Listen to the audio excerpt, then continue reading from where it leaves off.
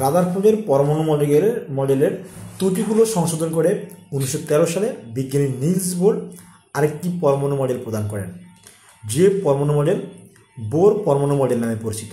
নির্দিষ্ট ব্যাসার্ধের কতগুলো অনুমোদিত কক্ষপথ ঘুরবে এবং এই নির্দিষ্ট ব্যাসার্ধের অনুমোদিত কক্ষপথগুলো প্রধান শক্তিস্থান নামে পরিচিত থাকবে। তাহলে দেখি তাহলে আমার এই যদি নির্দিষ্ট কক্ষপথ, তাহলে এই যদি পরমাণু কেন্দ্রে থাকবে নিউক্লিয়াসের একটা কক্ষপথ। এই কক্ষপথ হচ্ছে কি যে এন ধরি প্রধান শক্তিস্থান ধরি, তাহলে প্রধান শক্তিস্থান এন ইকুয়াল যদি 1, এই 1 এন ইকুয়াল যদি 1 হবে তখন এই শক্তিস্থান হবে কি কে ধরলাম। এরপরে পরের যে শক্তিস্তর এটা ধরলাম কি যে এন ইকুয়াল 2, মানে দ্বিতীয় শক্তিস্তর, এটা হবে কি এল প্রধান শক্তিস্তর। এরপরে এটা এন ইকুয়াল 3, এটা এম শক্তিস্তর,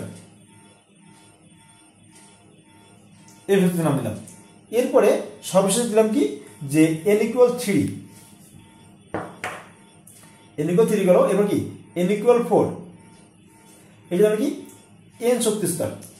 তার মানে কি রাদারফোর্ড বলছিল সে ইলেকট্রনগুলো নিউক্লিয়াসকে কেন্দ্র করে সুনির্দিষ্ট কোনো কক্ষপথ ব্যাখ্যা করে নাই, কিন্তু বোর সে প্রথমেই করছে কি যে এই যে পরমাণুগুলোর নিউক্লিয়াস থাকে, এই নিউক্লিয়াসকে কেন্দ্র করে ইলেকট্রনগুলো নির্দিষ্ট কক্ষপথে ঘুরে এবং সেই নির্দিষ্ট কক্ষপথের নামও দিয়েছিল। যদি প্রথম শক্তিস্তর হয় তাহলে কে শক্তিস্তর, যদি দ্বিতীয় শক্তিস্তর হয় তাহলে এল শক্তিস্তর, এল প্রধান শক্তিস্তর, যদি তৃতীয় শক্তিস্তর হয় তাহলে কি এম প্রধান শক্তিস্তর, যদি তৃতীয় চতুর্থ শক্তিস্তর হয় তাহলে কি এন প্রধান শক্তিস্তর। সে প্রত্যেকটা শক্তিস্তরের সুনির্দিষ্টভাবে উপস্থাপন করছেন।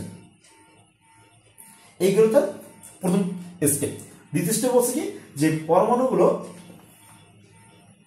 এই যে বোরের পরমাণুগুলো দিচ্ছে, যে বোরের পরমাণুর সাথে শক্তিস্তরে যে ইলেকট্রনগুলো, এই যে শক্তিস্তর, এই এটা শক্তিস্তর, দ্বিতীয় শক্তিস্তর, তৃতীয় শক্তিস্তর, চতুর্থ শক্তিস্তর, এই চতুর্থ শক্তিস্তরে যে ইলেকট্রনগুলো ঘুরে তার একটা নির্দিষ্ট কৌণিক ভরবেগ আছে। এই ভরবেগের সূত্রে সে বলছে কি যে শক্তিস্তরে যে এম ভি আর কৌণিক ভরবেগ, কৌণিক ভরবেগ। তো সে বলছে কৌণিক ভরবেগ কি এম ভি আর ইকুয়াল কি এম এইচ মাইনাস কি টোয়াইস পাই। তার মানে কি এই জায়গায় এই যে সম্পূর্ণ হচ্ছে কি এম ভি এর কৌণিক ভরবেগ, তাহলে এন এর মান কি প্রধান শক্তিস্তর,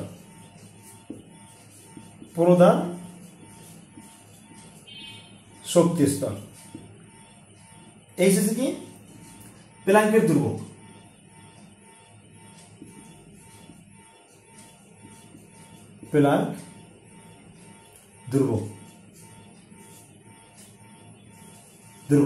যার মান হয়েছে 6.626 into 10⁻⁻34 metre square KG per second. তার মানে কি এই যে কেজি পার সেকেন্ড ম্যাক্স প্ল্যাঙ্কের ধ্রুবক, কিন্তু এমসিকিউ তো আসে যে ম্যাক্স প্ল্যাঙ্কের ধ্রুবকের মান কত বা একক কি, এককের মানটাও আসে, এই মানটাও আসে। আর তাহলে এন গেল, এইচ গেল, এরপর কি আছে এম হচ্ছে কি ইলেকট্রনের ভর,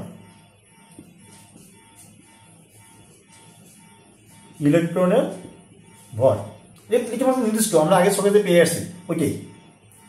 এরপরে কি আছে ভি, মানে কি ইলেকট্রন যে বেগে কক্ষপথে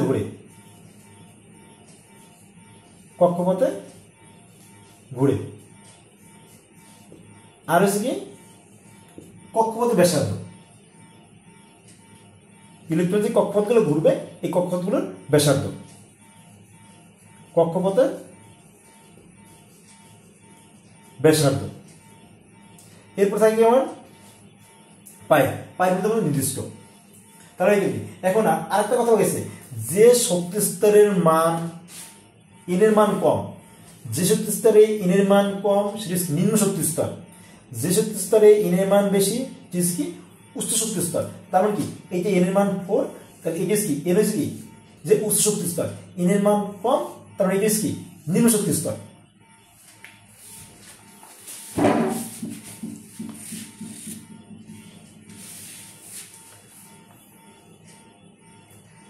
এরপরে আসি আমরা, এটা মুছে ফেললাম যে ইলেকট্রনগুলো এই তো থাকে কি নিউক্লিয়াস, নিউক্লিয়াসের এই ধরলাম প্রধান শক্তি স্তর, প্রথম শক্তি স্তর ধরলাম n = 1, এই ধরলাম কি দ্বিতীয় শক্তি স্তর n = 2। তাহলে আমার প্রথম হচ্ছে কি যে কোনো প্রধান শক্তি স্তরে মানে কি ইলেকট্রনগুলো শক্তি বিকিরিত হয় না। তার কি যদি এই 1 নম্বর শক্তি স্তর প্রধান শক্তি স্তর, এই শক্তি স্তর থেকে কোনো নির্দিষ্ট এর নিজের কক্ষপথে ইলেকট্রনগুলো ঘুরে, তখন কোনো ইলেকট্রনের শোষণও ঘটবে না, আবার কি বিকিরণও ঘটবে না, ইলেকট্রন শোষণ করবে না, বিকৃত হবে না। আবার এই দ্বিতীয় শক্তি স্তরে ইলেকট্রনগুলো ঘুরবে, নির্দিষ্ট কক্ষপথে ঘুরবে, তখন কোনো ইলেকট্রনের শক্তি শোষণ হবে না, আবার কোনো বিকৃত হবে না। কিন্তু যদি ইলেকট্রন নিম্ন শক্তি স্তর থেকে উচ্চ শক্তি স্তরে যায়, যদি নিম্ন শক্তি স্তর, তাহলে কি 1 কি নিম্ন শক্তি স্তর, 2 কি উচ্চ শক্তি স্তর, নিম্ন শক্তি স্তর থেকে যদি উচ্চ শক্তি স্তরে ইলেকট্রন যায়, তখন কি শক্তি হলো কি শোষিত, তখন শক্তি শোষিত হবে, শক্তি শোষিত হবে। তাহলে কি নিম্ন থেকে উচ্চ শক্তি স্তরে গেলে। কিন্তু যদি উচ্চ শক্তি স্তর থেকে ইলেকট্রন যদি নিম্ন শক্তি স্তরে যায়, তাহলে কি শক্তি বিকিরিত হবে, শক্তি বিকিরিত হবে, বিকিরিত হবে। তাহলে সেই বলছে কি এই যে শক্তি বিকিরিত ও শোষিত এরও একটা পরিমাণের সূত্র দিচ্ছে, যে শোষিত বা বিকিরিত শক্তির পরিমাণ, বিকিরিত শক্তির পরিমাণ সূত্র হচ্ছে কি Hv = Hc বাই ল্যামডা। তাহলে এখানে সি হচ্ছে কি ভি হচ্ছে কি যে ভি হচ্ছে, আমি ভিতে আসি, ভি হচ্ছে শোষিত বা বিকিরিত শক্তি কম্পনাঙ্ক, শোষিত বা বিকিরিত শক্তির একক ভি। তারপরে কি এর একক কি হতে পারে, এর একক হচ্ছে যে সেকেন্ড পার বা হার্স, এরপরে সি হচ্ছে কি যে আলোর বেগ,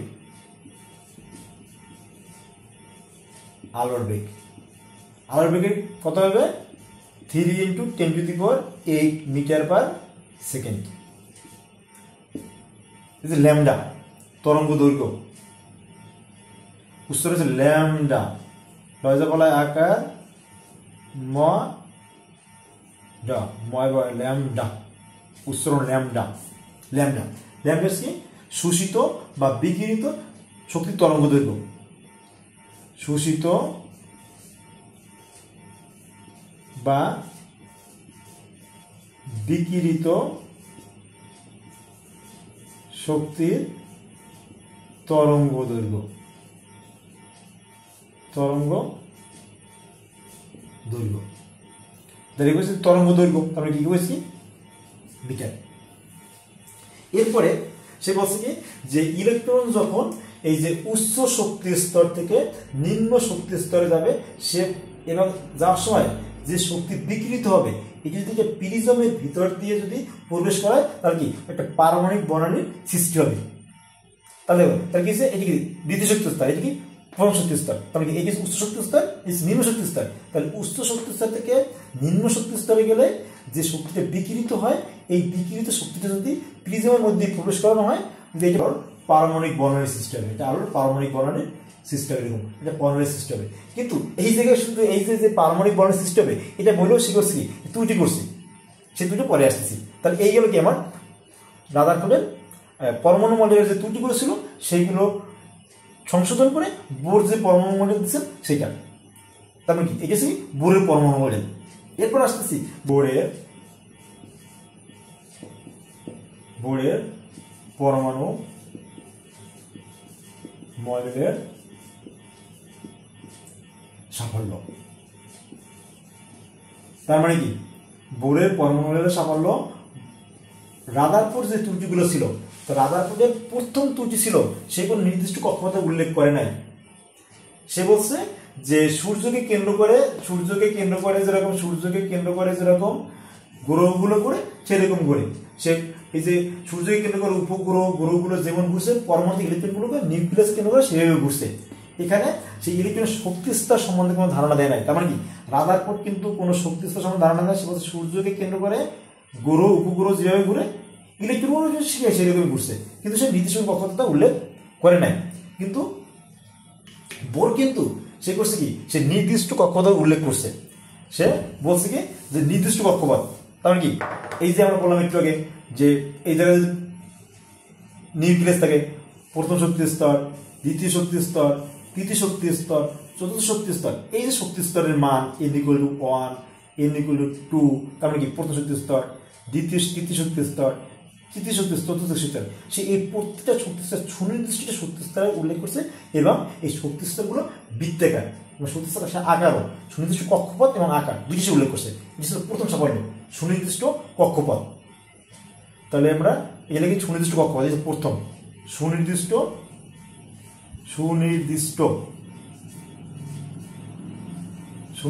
কক্ষপথ এটা হচ্ছে তার একটা সাফল্য ছিল নিঃসন্দেহে। এর হচ্ছে কি বোরের যে রাদারফোর্ডের পরমাণু ছিল, রাদারফোর্ডের পরমাণু মডেলে সে কখনো এই যে ইলেকট্রনগুলো নিজ শক্তি স্তরে ঘুরবে, নিজ শক্তি স্তরে ঘুরলে ইলেকট্রনের কোনো শক্তি শোষিত বা বিকৃত হবে না, বা নিম্ন শক্তি স্তর থেকে উচ্চ শক্তি স্তরে যদি যায়, এই যে তাই উচ্চ থেকে যদি নিম্ন শক্তি স্তরে যায় শক্তির যে বিকৃত হয় সেটি যে ব্যাখ্যা করছে। আবার নিম্ন শক্তি স্তর থেকে উচ্চ শক্তি স্তরে যায় তাকে শক্তি শোষিত হয় সেটি সে ব্যাখ্যা করছে। এটি কিন্তু সে রাদারফোর্ড করে নাই, এটি কিন্তু সে করছে। তার মানে কি শক্তি স্তরে ইলেকট্রনগুলো ঘুরলে যে শক্তি বিকৃত হয় শোষিত হয় সেটি সে ব্যাখ্যা করছে। এবং পরমাণু মডেল, যে পরমাণু মডেলে কি করছে, যে পারমাণবিক বর্ণালী, রাদারফোর্ড পারমাণবিক বর্ণালী ব্যাখ্যা করে নাই। কিন্তু বোর কি করছে, যে শক্তি যদি এই যে উচ্চ শক্তি স্তর থেকে যদি নিম্ন শক্তি স্তরে যায় তাহলে এই জায়গা থেকে যে শক্তিটা বিকিরিত হবে এই বিকিরিত রশ্মিটা যদি প্রিজমের মধ্য দিয়ে প্রবেশ করানো যায় তাহলে কি একটা যে বর্ণালী সৃষ্টি হয় সেই বর্ণালীর সে ব্যাখ্যা দিছে। সে বর্ণালীর তার মানে কি পারমাণবিক বর্ণালী ব্যাখ্যা করছেন কে, সর্বপ্রথম বোর ব্যাখ্যা করছেন। তার মানে কি বোরের পরমাণু মণ্ডলে কি কি ছিল, এক নম্বর ছিল সুনির্দিষ্ট কক্ষপথ সে ব্যাখ্যা করছে, দুই নম্বর ছিল কি শোষিত শক্তি বা বিকৃত শক্তির ব্যাখ্যা দিচ্ছে। তিন নম্বর ছিল কি পারমাণবিক বর্ণালী, সে সুনির্দিষ্ট পারমাণবিক বর্ণালীর ব্যাখ্যা দিচ্ছেন। তাহলে কি এই তিনটি ছিল কি তার সাফল্য, বোরের সাফল্য। এরপর আসি বোরের যে সাফল্য, এটাও আবার সে কিছু তার ত্রুটি ছিল যদি প্রথমেই আসি, সে যদি এই বর্ণালী ব্যাখ্যা করছে, এই যে বর্ণালী ব্যাখ্যা করছে, এই বর্ণালীতে সে শুধুমাত্র বলছে কি যে এক পরমাণু বিশিষ্ট যে ইলেকট্রন থাকে ওইটার বর্ণালী ব্যাখ্যা করছে, এক পরমাণু বিশিষ্ট। তাহলে কি সে যদি হাইড্রোজেনটা ব্যাখ্যা করতে পারছে, কিন্তু অন্য কোনো পরমাণু সে ব্যাখ্যা করতে পারে নাই বা দেখাইতে পারে নাই, শুধু একটা দেখাইছে বর্ণালী। এছাড়া সীমাবদ্ধতা। দ্বিতীয় হচ্ছে কি যে বোরের পরমাণু এক শক্তি থেকে অন্য শক্তিতে গেলে সেই একটি পরমাণু কথা উল্লেখ করছে। কি করছে যে এই যে উচ্চ শক্তি স্তর থেকে যদি নিম্ন শক্তি স্তরে যায় এই জায়গায় সে বলছে কি যে একটা যে পারমাণবিক বর্ণালীর কথা ওর কাছে উল্লেখ করছে, কিন্তু উচ্চ শক্তি সম্পন্ন যন্ত্রটির কাছে একটা না একাধিক পরিমাণ শক্তি নির্গত হয় বা বিকিরিত হয়। কারণ কি এই জায়গায় তার একটা ত্রুটি আছে, ক্ষুদ্র রেখা বর্ণালীগুলো সৃষ্টি হয়। এবং সে বলছে কি এইগুলো সবগুলো বলছে কি যে এটা বৃত্তাকার কক্ষপথ, এই যে এইগুলো যে বৃত্তাকার কক্ষপথের শক্তি স্তর। পরে প্রমাণ হয়েছে কি যে এগুলো শুধু বৃত্তাকার না, এগুলো উপবৃত্তাকার কক্ষপথ হয়, যে উপবৃত্তাকার কক্ষপথ হয়, শুধু বৃত্তাকার না, উপবৃত্তাকার কক্ষপথ এগুলো ঘুরতে পারে। তাদের ত্রুটি ছিল এটা তার কি প্রথম ত্রুটি কি পারমাণবিক প্রণালী, সে শুধু হাইড্রোজেনটা ব্যাখ্যা করতে পারছে, অন্য কোনো ব্যাখ্যা করতে পারে নাই। পরটিস কি যে পারমাণবিক প্রণালী, সে বলছে কি একটা পারমাণবিক প্রণালী, শুধু একটা পারমাণবিক প্রণালী যাবে, কিন্তু দেখা যাচ্ছে একটা না, পরবর্তী আছে যে অতি শক্তিশালী যন্ত্র দেখা যাচ্ছে একাধিক বর্ণালী সৃষ্টি হয়, তার এটা ত্রুটি। পরবর্তী সে এই বৃত্তাকার কক্ষপথে উল্লেখ করছে যে বৃত্তাকার কক্ষপথে ঘুরতে পারে, পরে দেখা যাচ্ছে না শুধু বৃত্তাকার না, উপবৃত্তাকার কক্ষপথ, এই থেকে এটি উপবৃত্তাকার, এইটুকু পরিমাণ ইলেকট্রন ঘুরতে পারে উপবৃত্তাকার কক্ষপথে। এছাড়া সীমাবদ্ধ বা ত্রুটি, একটা হচ্ছে কি বৃত্তাকার কক্ষপথ, যে সুনির্দিষ্ট কক্ষপথ, এর মধ্যে কি উপবৃত্তাকারও আছে, এইগুলো একটা। তাহলে কি সুনির্দিষ্ট কক্ষপথ, সে সুনির্দিষ্ট কক্ষপথ করছে কিন্তু বলছে বৃত্তাকার বলছে, সে বলছে শুধু বৃত্তাকার, কিন্তু পরে দেখা যাচ্ছে কি উপবৃত্তাকারও আছে, উপবৃত্তাকার এটাও আছে। আবার পারমাণবিক প্রণালী, সে হাইড্রোজেন করতে করছে, কিন্তু কি পরে না অন্য কোনোটা শুধু হাইড্রোজেনই পড়ে, এই যে সীমাবদ্ধ ছিল।